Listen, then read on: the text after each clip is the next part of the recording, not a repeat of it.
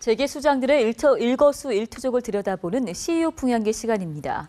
프랑스 최고 훈장을 받은 조양호 한진그룹 회장 소식을 비롯해 이번 주 CEO들에게는 어떤 일들이 있었는지 김종성 노은지 기자가 전해드립니다. 지난해 조현아 전 대한항공 부사장의 땅콩회항 사건으로 마음고생을 했던 조양호 한진그룹 회장에게 모처럼 기분 좋은 일이 생겼습니다. 이 조 회장은 프랑스와 올랑드 프랑스 대통령으로부터 프랑스 최고 등급 훈장인 레지옹 도네르 그랑두 피시에를 수상했습니다. 이 훈장을 받은 사람은 우리나라에서 단 2명. 재밌는 사실은 조 회장의 아버지 조중훈 한진그룹 창업주가 최초 수상자라는 점입니다. 제가 이 훈장을 받은 것은 그때까지 37년에 이어서 2대에 걸쳐서 한불 관계에 기반한 것에 대해서 받은 것으로 생각하고 있습니다. 그 모든 분야에서 협력이 잘 되도록 노력을 다하겠습니다. 하지만 이런 조 회장에게도 큰 고민이 있는데요. 지난해 2천억 원대 영업적자를 기록한 한진해운 때문입니다. 워낙 업황이 좋지 않다 보니 최근 해운 구조조정 일환으로 현대상선과의 강제 합병설까지 나왔습니다. 부채만 6조 원에 달하는데 조 회장이 이 위기를 어떻게 타개할지 주목됩니다.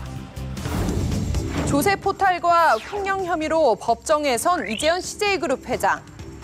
지난 10일 파기환송심 첫 재판에서 14개월 만에 모습을 보였습니다.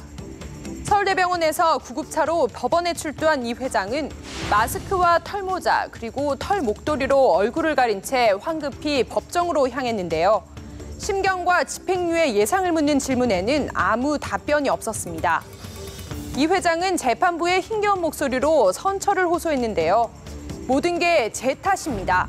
건강을 회복해 선대유지인 사업보국을 실천하고 CJ를 세계적인 기업으로 만들 기회를 부탁드린다고 말했습니다. 검찰은 2심 때와 같은 징역 5년에 벌금 1,100억 원을 구형했죠. 이 회장과 CJ는 집행유예를 바라고 있는데 최종 판결은 다음 달 15일에 나옵니다. 이재현 CJ그룹 회장과 동병상련을 겪고 있죠. 조성래 효성그룹 회장입니다.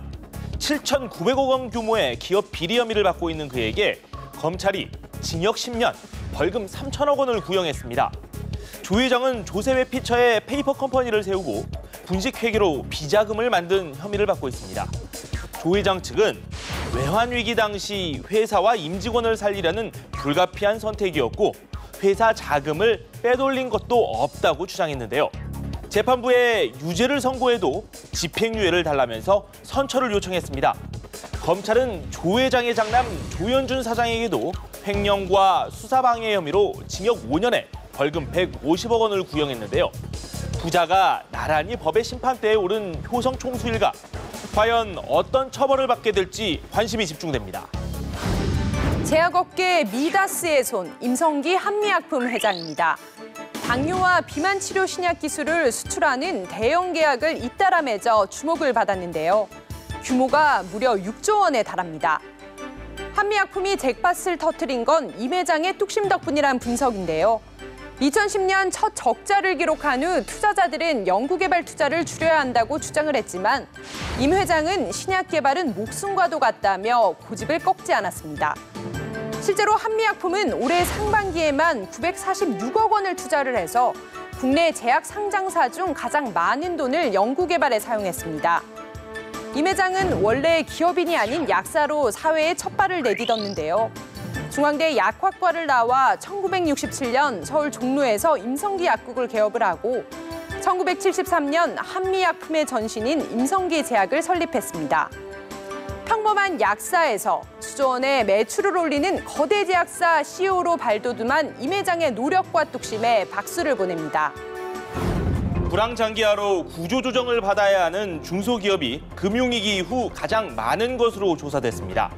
이르면 다음 달에는 구조조정이 필요한 대기업도 가려질 전망인데요. 위기에서 탈출하기 위한 CEO들의 주름살도 더 깊어질 것으로 보입니다. 이번 주 CEO 풍향계는 여기까지입니다.